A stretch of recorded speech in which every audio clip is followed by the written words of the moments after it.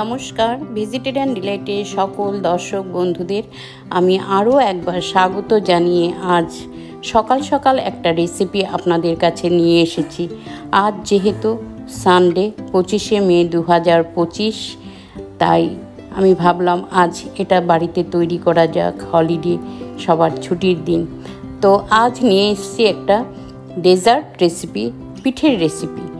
দুধ এবং সুজি দিয়ে একটা সুন্দর পিঠে, বা এটাকে তেলে ভাজা পিঠে বা মালপোয়া, যেটা খুশি আপনারা বলতে পারেন। এখানে নিয়ে নিয়েছি আমি 1 বাটি পরিমাণের ময়দা, প্রায় 225 গ্রাম হবে। তার থেকে একটু কম নিয়েছি চালের গুঁড়ো, রাইস ফ্লোর যেটাকে বলে। তার থেকে আরেকটু কম নিয়েছি, প্রায় 150 গ্রামের মতো নিয়েছি সুজি। আর নিয়েছি একটু কাঠবাদাম গ্রেট করা নিয়েছি। নিয়ে এটাকে আমি চিনি কিছু গুঁড়ো করে দিয়েছি। এখানে 3 রকমের মিষ্টি ব্যবহার করেছি। লাল সাদা গুড়ের বাতাসা দিয়েছি, চিনি গুঁড়ো করা প্রায় 100 গ্রাম, আর খেজুরের গুড় নিয়েছি প্রায় বড় চামচের 2 চামচের মতো। আপনারা চাইলে যে কোনো একটা মিষ্টি এখানে ব্যবহার করতে পারেন। তো আমি এখানে এগুলো এটার সঙ্গে মিশিয়ে নেব। সামান্য পরিমাণের একটু নুন দেব। যে কোনো মিষ্টি রেসিপিতে বা মিষ্টি ডেজার্টে আপনারা একটু নুন দিলে সেটার স্বাদটা একটু অন্যরকম বেড়ে যায়। তো এইভাবে দিয়ে, আর আমি এটা জল দিয়ে তৈরি করব না, গরুর দুধ, লিকুইড দুধ দিয়ে আমি সম্পূর্ণ এটা বেটারটা তৈরি করব। দুধটা কত নিয়েছি আমি বলতে পারবো না, রুম টেম্পারেচারে নিয়েছি। আমি যতটুকু লাগবো পরে আপনাদের বলে দেব।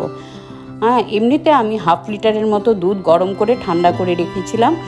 সমস্ত মিশিয়ে আমি সুন্দর করে, যেহেতু সুজি এবং চালের গুঁড়ো আছে, এটাকে অন্তত 8 থেকে 1 ঘন্টার মতো রেখে দিলে খুব ভালো হবে এটার মিশ্রণটা।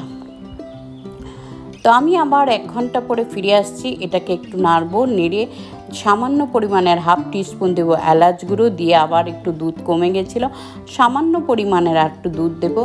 আমার প্রায় হাফ কাপের থেকেও কম একটু দুধ লেগেছে, পুরো দুধটাই লেগে গেছিলো 1/2 লিটারে।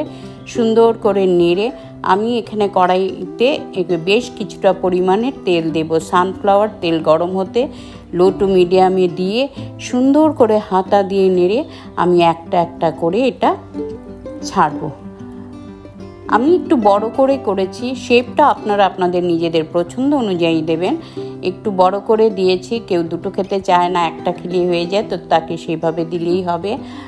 আর এটা সম্পূর্ণ পেট ভর্তি একটা রেসিপি, এটা খেলে অনেকক্ষণ পেটে থাকবে, বা যে কোনো সময় আপনারা সন্ধ্যের সময়ে এই জিনিসটা খেতে পারেন।